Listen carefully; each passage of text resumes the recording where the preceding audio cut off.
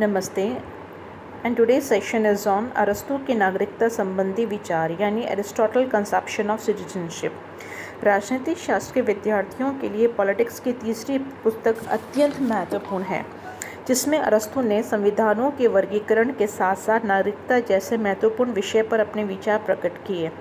नागरिकता का स्वरूप एवं परिभाषा, nature and definition of citizenship.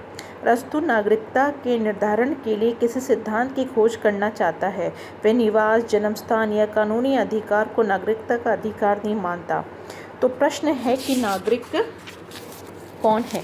इसका उत्तर देते हुए अरस्तु कहता है कि जो व्यक्ति किसी राज्य के विधि निर्माण या न्याय प्रशासन में हिस्सा लेने में समर्थ होता है तो उसे हम उस राज्य का नागरिक कहते हैं। सामान्य रूप में कहा जाए तो राज्य उन नागरिक का समुदाय होता है जो जीवन निर्वाह के लिए पर्याप्त साधनों से सुसज्जित है।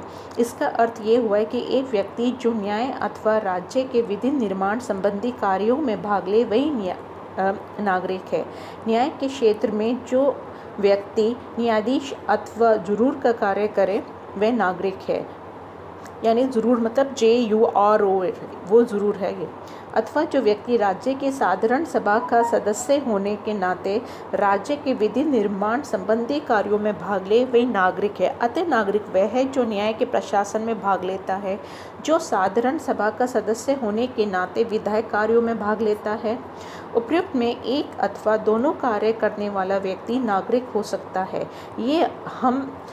हमें ये स्मरण रखना चाहिए कि अरस्तु का युग नगर राज्य का युग था। इस समय राज्य के सभी नागरिक साधारण सभा के सदस्य होते थे और साधारण सभा वर्ष में कम से कम एक बार अवश्य समवेत होकर राज्य के पदाधिकारियों का निर्वाचन करती थी। वह विधि निर्माण संबंधी अनेक कार्य करती थी। इस प्रकार के नगर राज्य के न्यायालयों का स्वरूप भी आज से भिन्न था। राज्य के भागों में क्षेत्र अथवा व्यक्तियों के अनुपात में छोटे छोटे न्यायालय स्थापित थे, जिनमें न्यायाधीश का नंबरवार चुनाव होता था। इस प्रकार नागरिकों को जुरूर अथवा न्यायाधीश बनने का अवसर प्राप्त होता था। फिर भी किसी नगर राज्य से सभी व्यक्ति ना तो साधारण सभा के सदस्य होते थे, ना ही न्याय प्रशासन का भाग लेते थे। स्वाभाविक रूप से ऐसे व्यक्तियों को अरस्तु नागरिक नहीं मानता। इस दृष्टि से अरस्तु के अनुसार स्त्री, बच्चे, विदेशी, दास तथा श्रमिक व मिस्त्री भी नागरिक नहीं हैं। दासों और श्रमिकों को नागरिकता से वंचित करने का कारण ये भी है कि नागरिकता एक विशेष गुण है, उसमें उसके लिए योग्यता विशेष की आवश्यकता होती है। ये योग्यता उन्हीं के पास हो सकती है जिनके पास अवकाश यानी लेजर है। संक्षेप में अरस्तु के नागरिकता संबंधी विचारों में एक नागरिक की निम्न योग्यताएं होती हैं वह इस प्रकार होती है, जैसे शासन करने का शासित होने की क्षमता हो। दूसरा, भौतिक और आर्थिक चिंताओं से मुक्त हो। तीसरा, कारीगर या मजदूर ना हो और स्त्री ना हो और वयस्क हो। ये है नागरिकता के गुण यानी क्वालिफिकेशन फॉर सिटीजनशिप।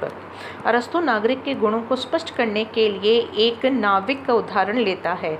नाविक की तरह नागरिक भी समुदाय का सदस्य होता है। नाविक के तो तरह तरह कार्य होते हैं। इनमें से एक चप्पू चलाने वाला, दूसरा चालक, तीसरा निरीक्षक, चौथा कुछ और होता है।